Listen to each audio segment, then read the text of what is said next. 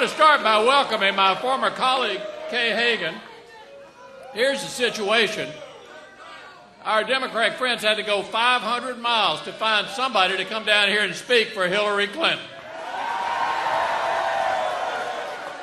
The Attorney General couldn't be here. Attorney General Bashir, apparently he had a scheduling problem. The Secretary of State couldn't be here. She had a scheduling problem. Now here we all know that Fancy Farm's been going on for 130 years.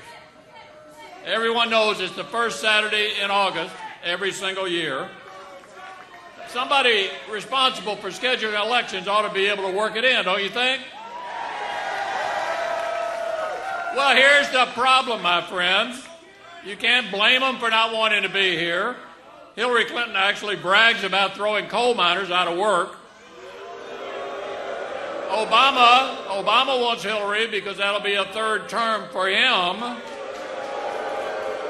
Bernie loves Hillary because she's adopted his socialist agenda. And of course, that's the reason Kentuckians don't support her. One Democrat I'm actually surprised to see here is Jim Gray. It's good to see you, Jim. We haven't seen a whole lot of you out on the campaign trail.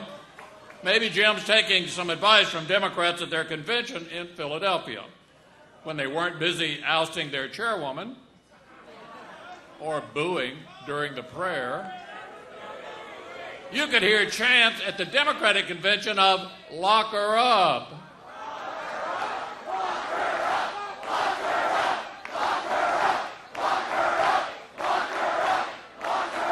Well, you can't blame Jim for taking that counsel himself and keeping out of sight.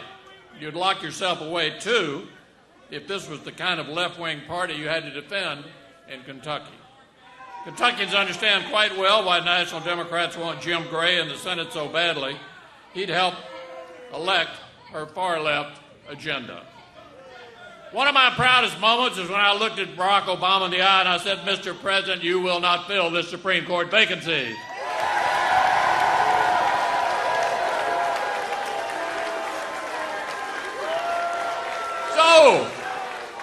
So, do we want Jim Gray and Hillary Clinton shaping the Supreme Court?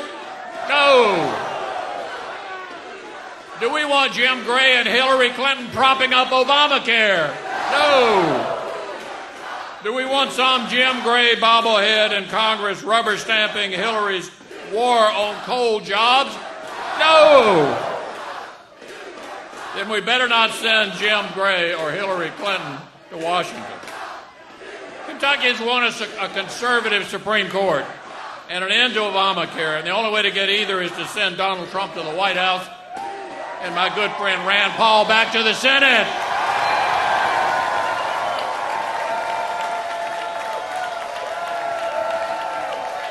Rand Paul is my partner for Kentucky. He's a superb legislator who won't stop fighting to keep government small and out of our pockets.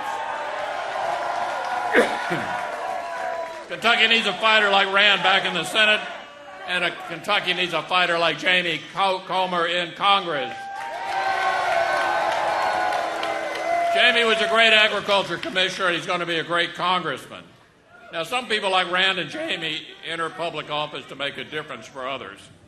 Some people like the Clintons enter it to make a difference for themselves. Hillary Clinton will say anything, do anything, and be anyone to get to the White House. I recall how Hillary came down to the Commonwealth 2 years ago to persuade Kentucky voters to support my opponent. You remember that's the very same Democrat who forgot to show up today. Democrats came up short that November by a landslide, and Democrats are going to come up this short this November as well. So, Jim, rather than campaign along Hillary in Kentucky, I think you're better off joining the rest of your party in witness protection.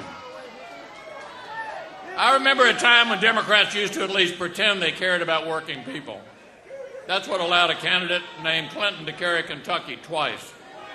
But there won't be a third Clinton victory in Kentucky this year, I assure you. There's a reason There's a reason Democrats went from dominating Kentucky politics to being represented here by a couple of nobodies and a couple of no-shows. There's a reason they had to import a North Carolinian to support Hillary Clinton. Democrats have failed in Frankfurt. Democrats have failed in Washington. Democrats have embraced the far left and left the middle class and Kentucky behind. Now, you can fit what's left of them in a phone booth. That's if you can even find them. They're hard to find over here on this side of the stage this year. Thank you, Kentucky.